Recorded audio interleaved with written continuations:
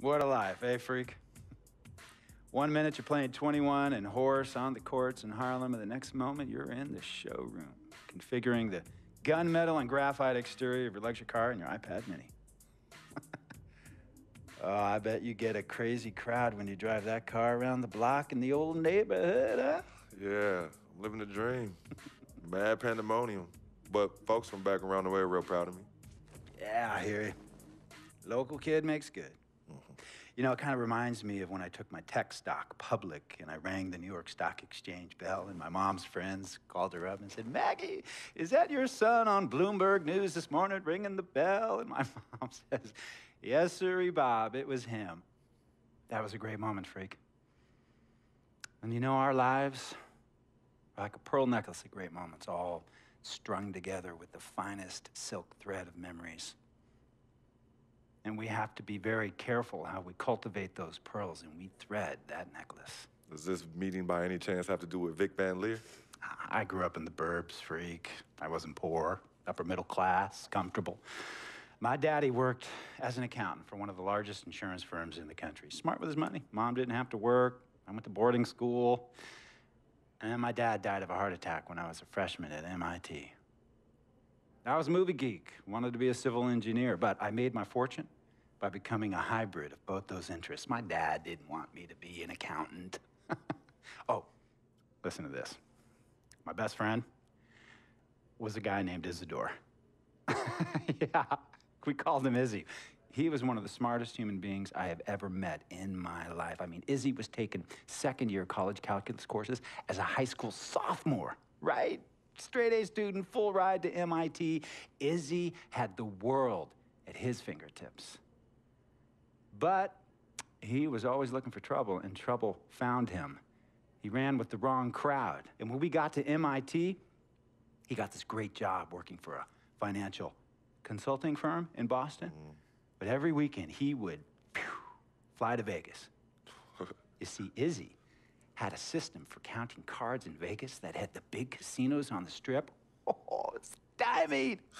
He would come back to MIT with suitcases filled with $200,000 in cold cash. What? Yeah. So your man Izzy was getting hit off like that? Like a fat rat in a cheddar cheese factory, freak. Okay, so what happened to this dude Izzy? Because he's dope. No, not dope. Dead. After he'd been missing for 3 weeks, the Nevada State Police never found hide nor hair of Isidore. And our friendship took a hit when he asked me to hang out with him in Vegas, and I said I wouldn't do it because I knew he was on a dark and twisted path in his life. And yes, he was my dude. But no way was I gonna throw my life away trying to show my loyalty to a guy who really and truly didn't understand what loyalty was all about. So this meeting is about Vic. Correctamente. Okay, well, sir, Vic isn't Izzy. And why's that, freak? Well, for one thing, you and your dead friend Izzy didn't grow up poor. Me and Vic grew up in a neighborhood where we had to look over our shoulder every 2 seconds to make sure nobody was going to walk up on us and rob us. True. Izzy and I did not grow up in the hood. But we, like you, thankfully grew up in a 2-parent household. But even that wasn't enough for Izzy. He wasn't satisfied. He was always looking for a 5-alarm fire when he already had the warmth and comfort of a loving family. This is not about class warfare, freak. This is about the consequences of making bad choices and risking it all when you feel like you have nothing to lose. Vic is like a brother to me, sir. But you shouldn't be Brother Vic's keeper, freak.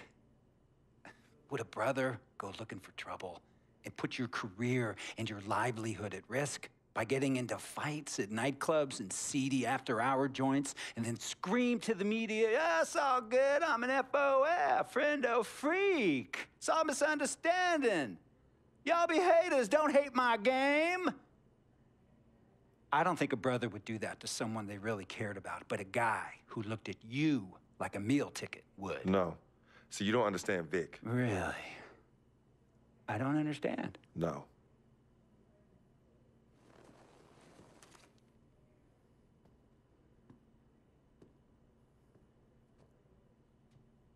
Look, man, it was a misunderstanding with the guy in the next VIP booth. His honey started flirting with me, so naturally I started flirting back.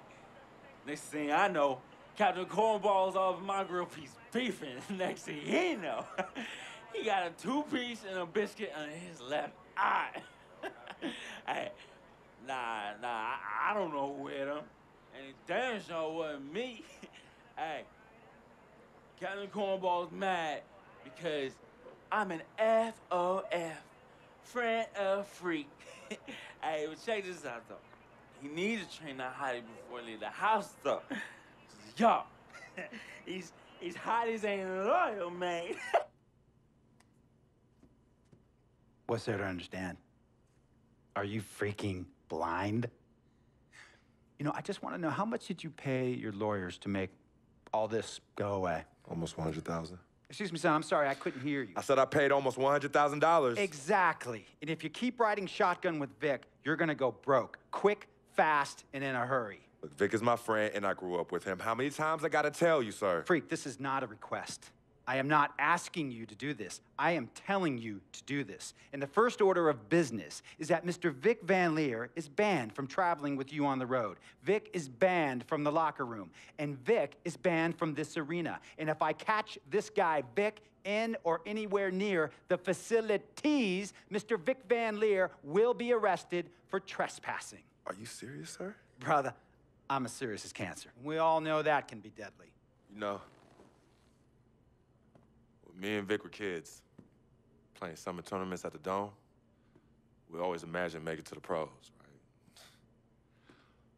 And after the crowds left, just a street light was on the court, like 11:30, 12 midnight, even 1 in the morning sometimes. We used to practice player introductions, running on the court, giving dap, high-fiving the teammates. Vic, he would act as an announcer. You know, he would introduce me, announce my name on a loudspeaker, and the Jumbotron would flash my image like a little guy dressed in long shorts and a jersey. And now, fresh off his 3-game, 62-point scoring streak, the youngest player to ever do so in NBA history, Frequency Vibrations.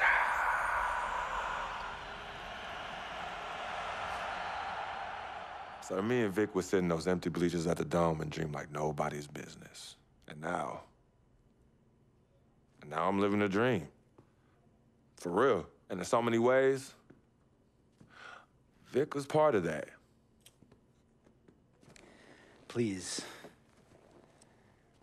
listen to me.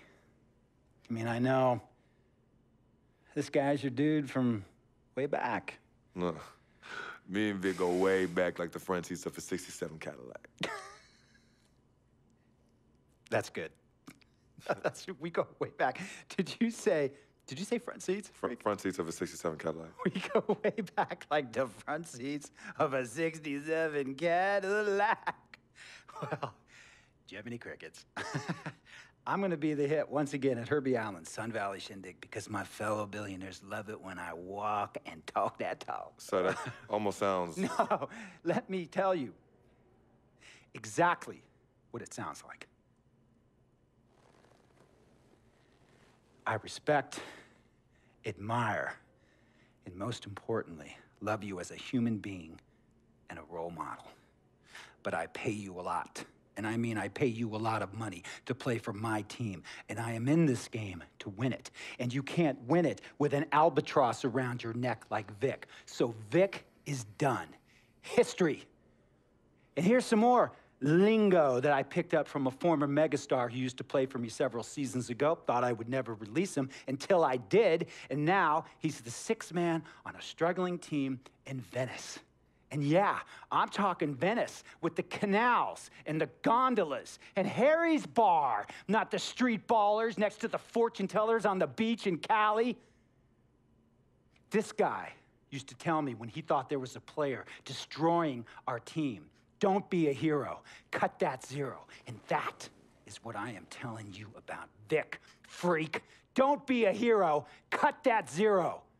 The only thing Vic brings into your life is headache and unwanted and unnecessary negative attention, and it will begin to affect your mindset. And when it affects your mindset, it's gonna affect your play. And when it affects your play, it's gonna affect my team. And when it affects my team, it's gonna affect my money. And if it affects my money, Google Translate will become your new freaking friend. I want a championship ring, freak, and I want you to help me get that ring. And banners after banners hanging from the rafters in this arena. So, freak, hear me clearly and hear me good. V, G, Vic, gotta go.